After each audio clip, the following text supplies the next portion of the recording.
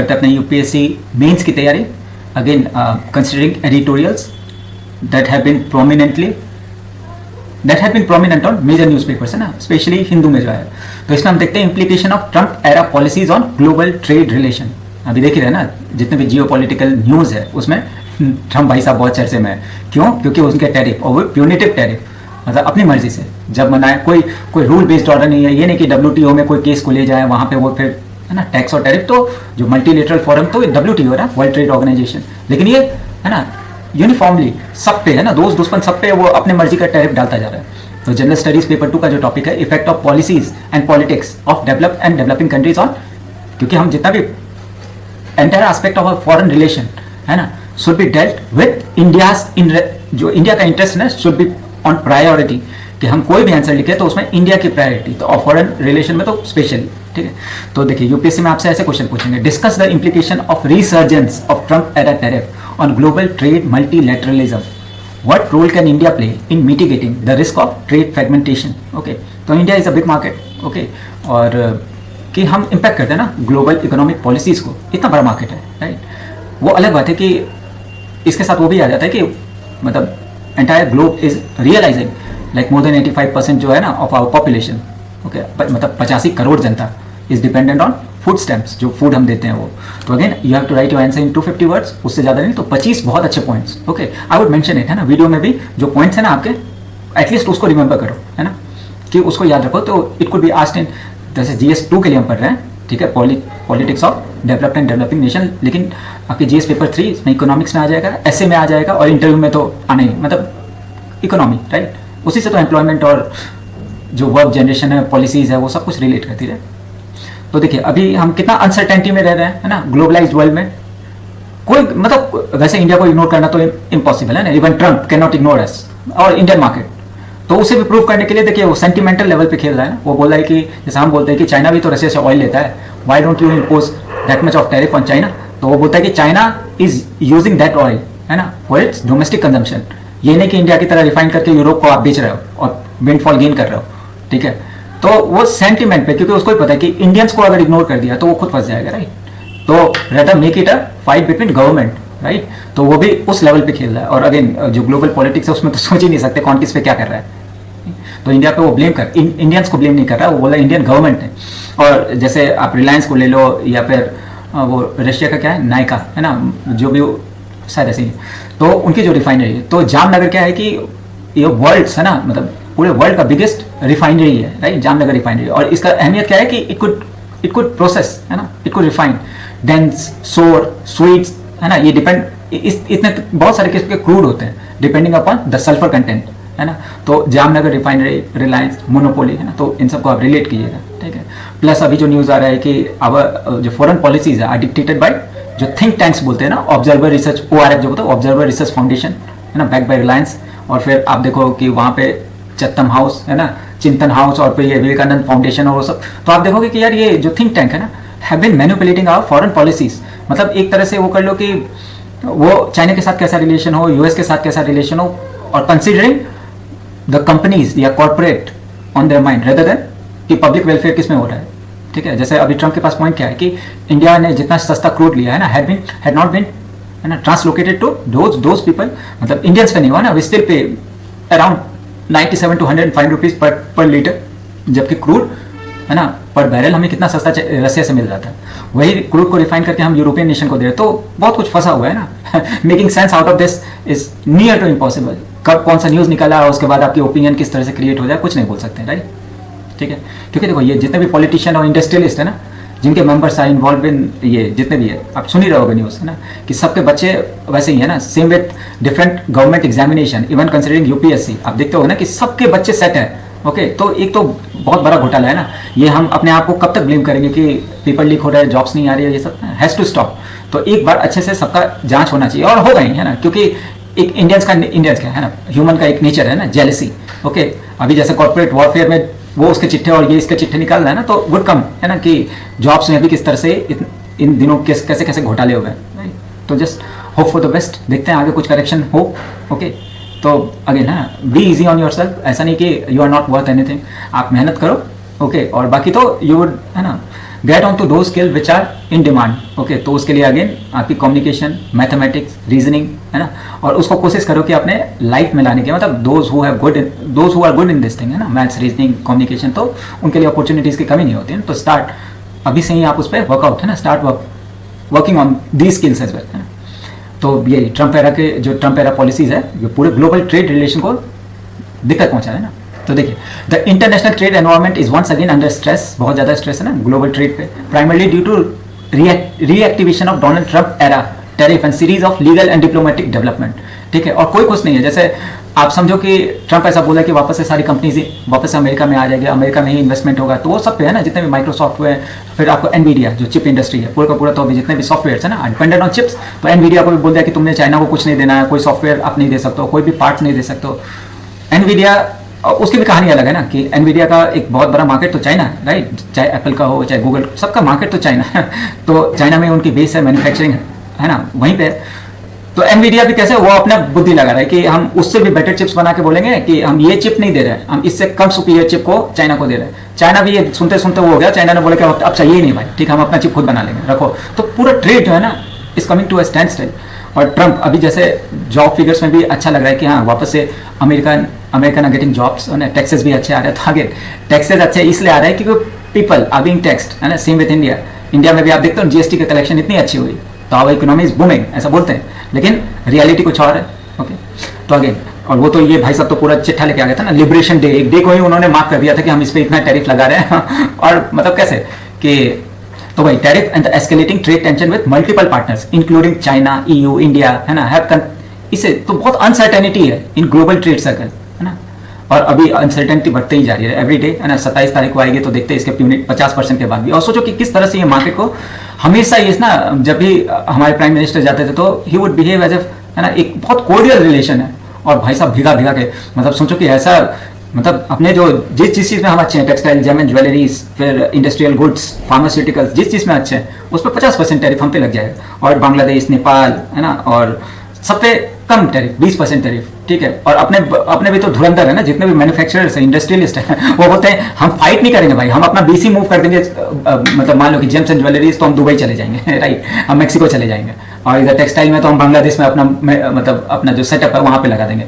तो इंडिया के बारे में सोच कौन रहा है ना, ठीक है। और ट्रम्प का तो एक चीज़ है, उसका ज़्यादा फोकस होता है रियल स्टेट और क्रिप्टो। अभी तो उसकी पूरी खानदान इन्वॉल्व हो गई क्रिप्टो, इसलिए तो पाकिस्तान के साथ इतना, है ना, the relation have been cosying up. क्यों? क्योंकि क्रिप्टो में उसका इन्वेस्टमेंट है और Pakistan would be a big market, right.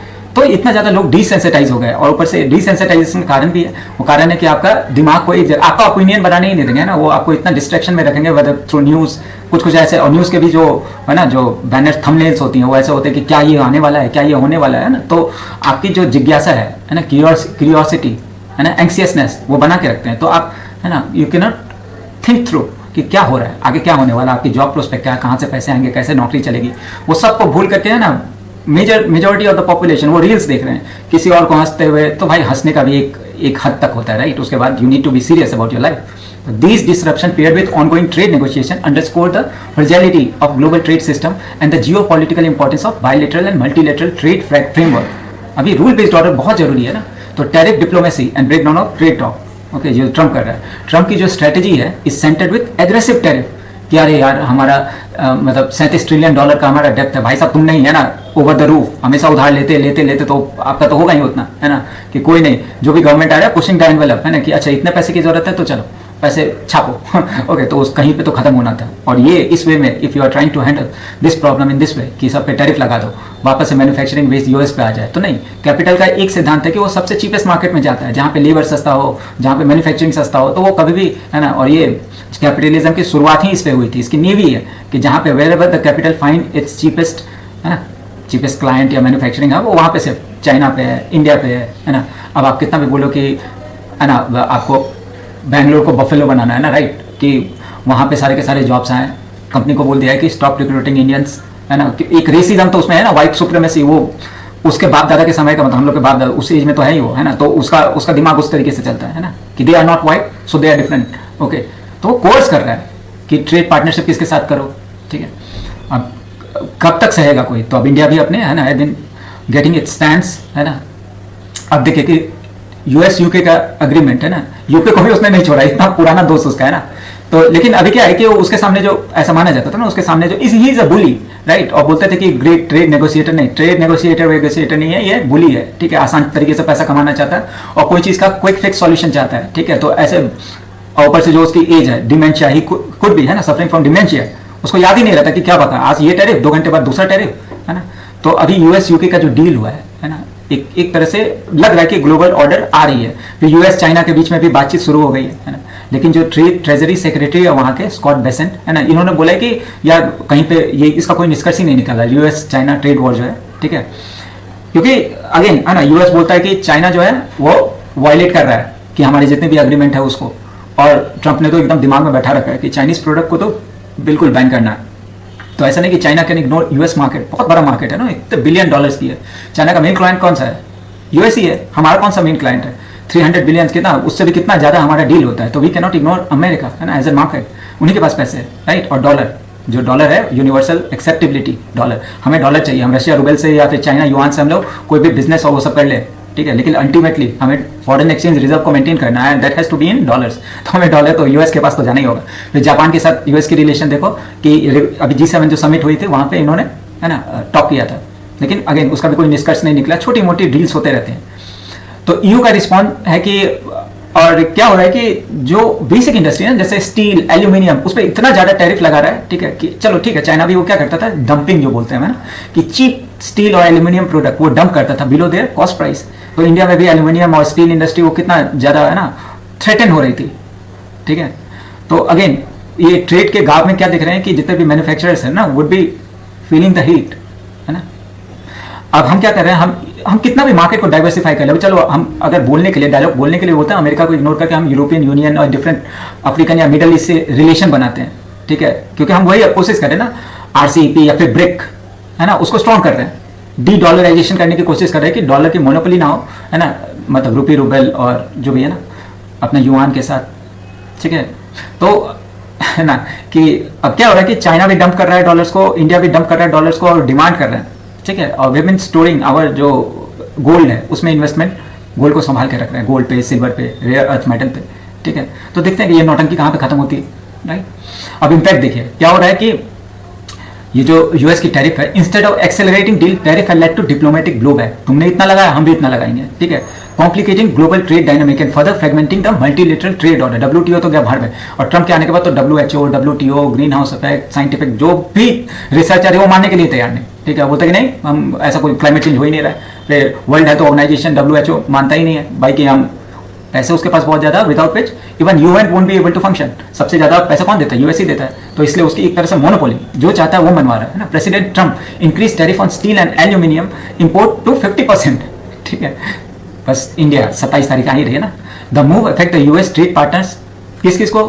अपने जो इसके लॉन्ग टर्म दोस्त है, अपने आजू, मतलब अमेरिका के बारे में बोला जाता था ना कि उसको इतने अच्छे नेबर्स मिले कि इनका कभी वॉर तो होगा नहीं इनके साथ, लेकिन ये ट्रंप जैसा कोई आएगा और फिर वो दोस्तों के बीच में भी दुश्मनी, कनाडा के साथ, मैक्सिको के साथ, साउथ कोरिया, है ना, साउथ कोरिया हुआ, सब जो इनके जो बहुत क्लोज ट्रेड पार्टनर, चलो इंडिया, चाइना और ब्रिक्स के जितने मेंबर्स हैं उसके साथ तो इसकी थोड़ी तनातनी हो सकती है, लेकिन अपने जो पार्टनर्स हैं ना, दोस्तों को भी दुश्मन बना रहा है। तो स्ट्रेटेजिक इंप्लीकेशन क्या आ रही है? Steel is a critical common, मतलब बहुत ज्यादा कॉमन, ये जो कॉमोडिटी ना steel aluminium is used for defence infrastructure. और दोनों को देखो कि डिफेंस में अभी पूरा जियो पॉलिटिक्स में डिफेंस को लेकर है ना, कि यहाँ वॉर वहाँ वॉर। फिर इंफ्रास्ट्रक्चर सेक्टर है ना, यूक्रेन को पूरा पहले डिस्ट्रॉय करेंगे, जैसे गाजा को कर रहे हैं, पहले डिस्ट्रॉय करेंगे, फिर Trump as a real estate tycoon वो आएगा, बोलेगा कि वापस से खड़ा करो, ठीक है, यहाँ पे अब ट्रंप टावर बनाओ, ठीक है। तो business, okay. High tariff create downstream inflation, hurting domestic manufacturers and aggravating supply chain disruption. जो अभी चाइना का देखा ना कि उसने पूरा का पूरा स्टॉप लगा दिया ना, आपके rare earth magnet, rare earth minerals, active pharmaceutical ingredients, है ना, और फिर कितना सारी चीज़ पे वो ट्रेड इम्बागो, है ना, वो जो बोलते हैं ना इम्बागो लगा रहा है कि हम देंगे ही नहीं तुम्हें टनल बोरिंग मशीन, तो हमारा पूरा इंफ्रास्ट्रक्चर ठप हो जाएगा, राइट, ठीक है। तो इस कारण से अभी ट्रेड वॉर होती है ना, तो उसमें ultimately loser would be the normal population. उनकी उतना सोचने की भी क्षमता नहीं होती जहां पे ये लोग डील कर रहे होते हैं। EU reaction and multilateral repercussion, okay. तो अब सब अपने आप को प्रोटेक्शनिज्म जो बोलते हैं ना, ईयू भी बोला कि अच्छा ठीक है, कि ईयू ने बोला कि भाई इससे बात करने का कोई फायदा नहीं है, ये ही अंडरमाइंस एफर्ट, है ना, इसलिए हम लोग कोई भी नेगोशिएशन या सॉल्यूशन पे नहीं आ सकते। The EU is prepared to impose retaliatory, अब तुम हम पे इतना लगा तो हम पे तुम पे उतना टैरिफ लगाएंगे इन अकॉर्डेंस टू लेकिन अभी भी है ना EU WTO को मान रहा है, echoing earlier trade Wars during Trump first term. तो ट्रम्प का कंटिन्यूएशन है, बीच में ये बाइडेन आए थे, इन्होंने थोड़ा बहुत कोशिश किया था। ऐसा भी माना जाता है ना कि रिपब्लिकन दोज है ना, दोज रिएक्शनरी फ्रैक्शंस जो होते हैं ना, राइट विंग ग्रुप, वो बहुत रिएक्शनरी होते हैं, राइट, कि वो चाहते हैं कि हमारे बाप दादा के समय में जो था वैसा माहौल आ जाए। दुनिया बहुत चेंज कर चुकी है, राइट, तो वो उसको एक्सेप्ट नहीं करते हैं, ठीक है। जो दो एक्सट्रीम है ना, राइट विंग और लेफ्ट विंग भी वो तुरंत रेवोल्यूशन पे आ जाते हैं, ठीक है। और दोनों के बीच में होता है इन द मिडिल, आपका हर एक व्यू पॉइंट होना चाहिए इन द मिडिल, कि हम थोड़ा सा राइट को भी और थोड़ा सा लेफ्ट को मिला करके अभी तक चल रही थी, अच्छी खासी चल रही थी ना। 15-20 साल पहले तो यही था, during the end of second Manmohan Singh term, है ना, और फिर उसके बाद जो हुआ सब कुछ कचरा होते जा रहा है ना, कि like the life will lead around 2013 और 14, तो वो लगता है कि वोंट गेट रिपीटेड, है ना, इन आवर लाइफ टाइम। इतना ज़्यादा चेंजेस आ रहे हैं। तो अगेन ग्लोबल सिग्नल क्या हो रहा है, these development suggest a possible return of protectionism, है ना, ये जो टिट फॉर टैट हो रहा है, ठीक है, risking another phase of global trade fragmentation and institutional breakdown at forum like WTO and G20, जितने भी ये ग्रुपिंग्स थे, है ना, उस पर अब खतरा मंडरा है, ठीक है, कि हमें देखिए इस तरह से प्रेशराइज किया जा रहा है कि हम अमेरिकन क्रूड को ले, कहाँ अमेरिका, कहाँ इंडिया, कहाँ वहाँ से आएगा। और हमें बोल रहा है कि अगर आपने ईरान और रशिया जो हमारे बहुत क्लोज है ना, नॉर्थ साउथ ट्रेड, है ना, ट्रेड, और जो चाइना का तो पूरा ये जो ट्रेड लिंक है ना, जो उसका गया अपने कश्मीर और ये उससे क्या नाम है, ये बॉर्डर इनिशिएटिव जो है उसका नाम, चलिए याद आता तो ये इंस्टीट्यूशनल ब्रेकडाउन WTO और G20, है ना, NST north south international corridor, है ना, और चाइना का built and road initiative, okay. तो इस पे है ना बहुत हो गया। अब तो इंडियन गवर्नमेंट भी मान रही है ना कि चाइना के साथ we need to improve our relationship with China, है ना, इसलिए तो वो भी आ रहा है, वीजा फ्री कर दिया। तो वो सब चीज छोड़ो, है ना, पॉलिटिकल बातों पे मत रहना कि चाइना छोटी आंख वाले गणेश और कितना मजाक उड़ाया था। तो cater to our domestic audience, और बड़े बड़े लेवल पे देखो किस तरह से पूरे जितने भी नेता हैं उनकी relation with China and Pakistan. तो अपना फ्यूचर देखो, ओके, कि किस तरह से आप आगे बढ़ोगे, जिनको देखना वो अपना अच्छा से देख रहे हैं ना। तो अब इंडिया का क्या पोजिशन हो रहा है, ठीक है, क्योंकि ये क्रॉस सेक्शन पे फंस गया ना कि ये मतलब रशिया के पास जाए या चाइना के पास जाए या अमेरिका के पास जाए। तो अभी फॉरेन पॉलिसी तो अपना राम भरोसे, US इंडिया ट्रेड डील, है ना। हाँ, क्या है, US के कॉमर्स सेक्रेटरी है, वो क्या है कि पहली बात तो उन्होंने अपना आना कैंसिल कर दिया at the US India strategic partnership forum, ठीक है। आना था उनको, अभी वो जो ट्रेड रिप्रेजेंटेटिव उनका आना था, लेकिन वो ठीक है। तो कहने को तो वो बोलेंगे ना, ऑप्टिमिस्ट है, ठीक है, देखते हैं आगे कि कोई ना कोई अच्छी सी डील होगी, बहुत जल्दी ही होगी। पैरेलली अपना EU के साथ जो यूरोपियन यूनियन, इंडियन, देखिए दिक्कत कहाँ पे आ रही है, एग्रीकल्चर और डेयरी सेक्टर, जहाँ पे हमारी मतलब बहुत बड़ी पॉपुलेशन है ना, are dependent on dairy sector और अपना एग्रीकल्चर सेक्टर। और EU के साथ रिलेशन हो या अमेरिका के साथ हो, वो बोलेंगे कि अपनी डेयरी सेक्टर और एग्रीकल्चर सेक्टर को खोलो, मोनोसेंटो और जितने भी है वो बोलेंगे GM क्रॉप्स को अलाउ करो। अभी हम जो सरसों तेल ले रहे हैं ना, even though on the package it's written soybean oil, तो आपको क्या लगता है कि ये सोयाबीन आर नॉट ट्रांसजेनिक? ये ट्रांसजेनिक ही, मतलब जितने भी आप देख रहे हो चीप ऑयल इंपोर्ट, ठीक है, क्योंकि US की पॉपुलेशन फिक्स है ना, तो उनकी agricultural output due to scientific जो है ना, और थ्रू गवर्नमेंट बैकिंग, वो इतना ज़्यादा गवर्नमेंट सपोर्ट करती है एग्रीकल्चर को, ब्लू बॉक्स, ग्रीन बॉक्स, वो भी WTO में हम डिस्कस करेंगे। तो इतने सारे गवर्नमेंट बेनिफिट देती है फार्मर्स को कि उनकी प्रोड्यूस बहुत ज़्यादा होती है और बहुत चीप होती है, राइट। तो उनकी फिक्स पॉपुलेशन है, क्या एक आदमी 20-20 रोटी तो नहीं खाएगा, 5 ही रोटी अगर उसकी खुराक है तो वो नहीं करेंगे, ओके। और स्पेशली तब ये गाय भैंस जानवर जो भी मरते हैं ना, उसको वेस्ट नहीं जाने देते हैं ना, उसको इस तरह से डीप फ्राई कर देंगे कि वो could be utilise in burger और वो सब कुछ। तो उनका वैसा कुछ नहीं है ना, जो अभी इंडिया बोल रहा है कि ब्लड मील, कि गाय ज़्यादा दूध दे, गाय ज़्यादा तंदुरुस्त हो, मोटी ताजी हो, तो उनको ब्लड मील कहते हैं ना। ब्लड मील मतलब खून से मिला हुआ, मतलब गाय को भी वो नॉन वेज आइटम्स खिलाते हैं। अब सोचो कि वैसे दूध, घी, बटर, मिल्क, है ना, और ये आपका चीज सब कुछ है, तो रिलीजियसली भी तो है ना, do not be too touchy about it if government opens up our dairy sector, okay. तो पॉपुलेशन जब तक वो सोचेंगे तब तक तो अगेन है ना, ये जो EU FTA यूरोपियन यूनियन का भी है, स्विट्जरलैंड चाहे न्यूजीलैंड भी हो ना, न्यूजीलैंड भी क्या बोलता है कि भाई हमारे डेयरी आप ओपन करो, अपनी हमारा डेयरी सेक्टर अपने लिए ओपन करो, आप मार्केट दो हमें, ठीक है। तो बहुत ज़्यादा दिक्कत है, ठीक है। अब जो इंडिया EU का है अभी तक तो फाइनलाइज नहीं हुआ, negotiation aims to conclude the agreement by the end of, मतलब इस साल के अंत तक में। अब तो आ गया अंत, है ना। अगर ये सक्सेस होता है ना, तो एक तरह से मतलब ट्रम्प को जवाब होगा ये, ओके।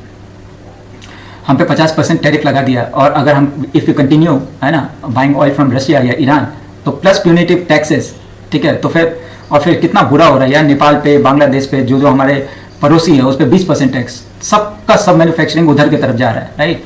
मतलब इंडिया को नहीं संभाल रहे, यहाँ के भी इंडस्ट्रियलिस्ट भी वैसे ही है साले, मतलब भाग रहे हैं उनके पास। यहाँ नहीं कि इंडिया से प्यार करो यार, भारत माता जो इतना चिल्लाते रहे, तो भारत पे स्टार्ट मैन्युफैक्चरिंग, कुछ तो दम दिखाओ।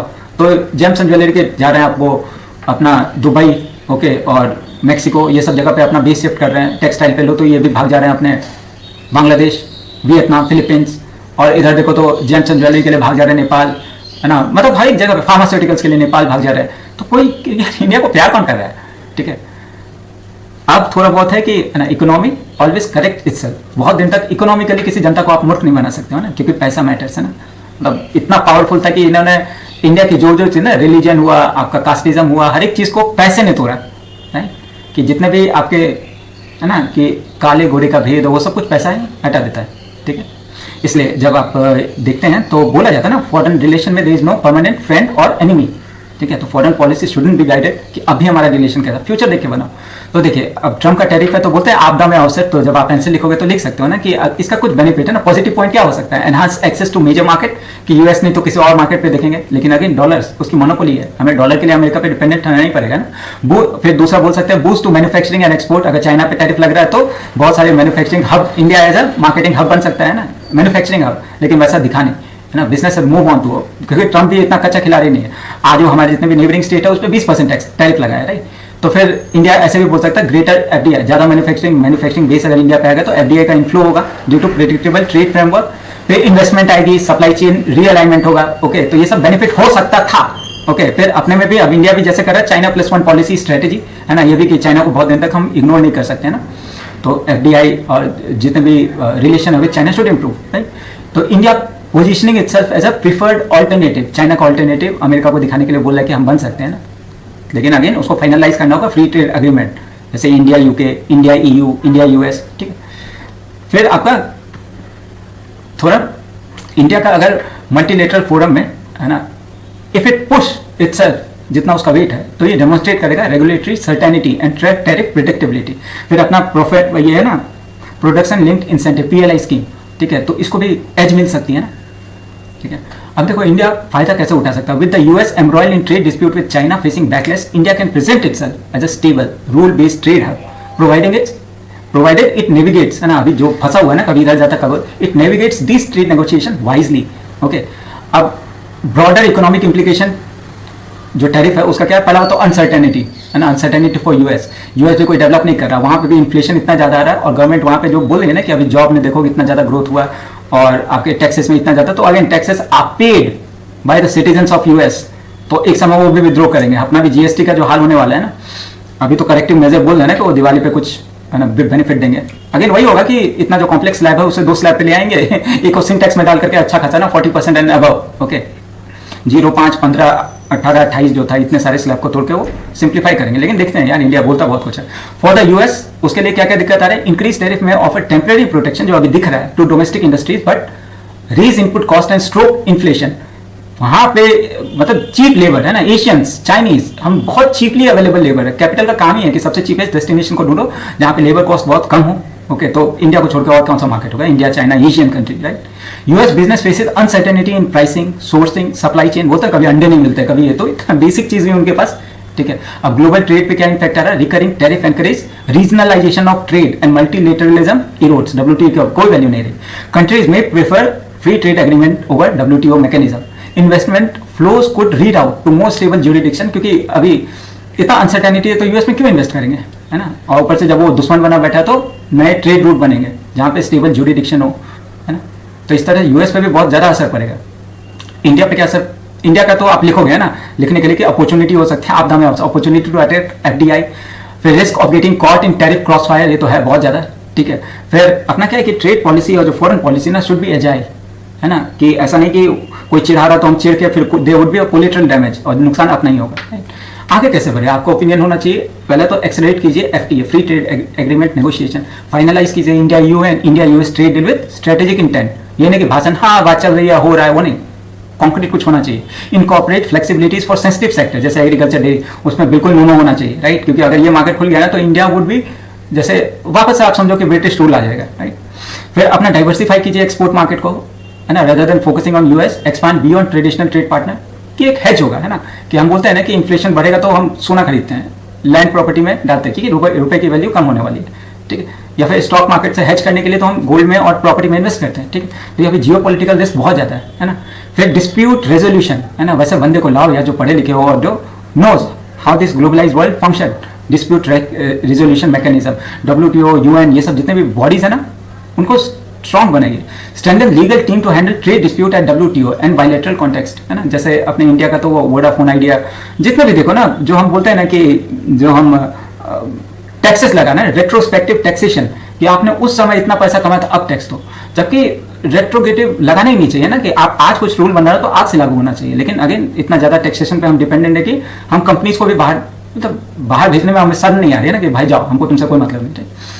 फिर लिवरेज कीजिए trade and foreign policy tool, है ना। Use trade diplomacy to enhance strategic partnership, जैसे अपना क्वाड है, ठीक है, G20, G7, वो सब जो है ना, ब्रिक हुआ, ब्रिक पे तो अभी आ जाना चाहिए, RCEP हुआ, ब्रिक हुआ, राइट। फिर डोमेस्टिक कैपेसिटी बिल्डिंग बहुत जरूरी है, मैन्युफैक्चरिंग हब बनाने के, support micro small medium enterprises complying with new trade regime.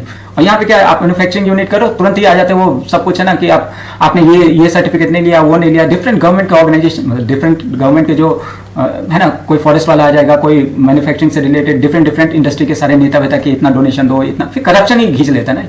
आप कंक्लूड कीजिए, है ना। The resurgence of Trump era tariff, legal और उसकी जो लीगल एम्बिग्विटी है, and stall global negotiation, paint a volatile picture for global trade. While such unpredictability pose risk, it also अच्छे point पे तो खत्म, it also opens opportunities for strategic realignment.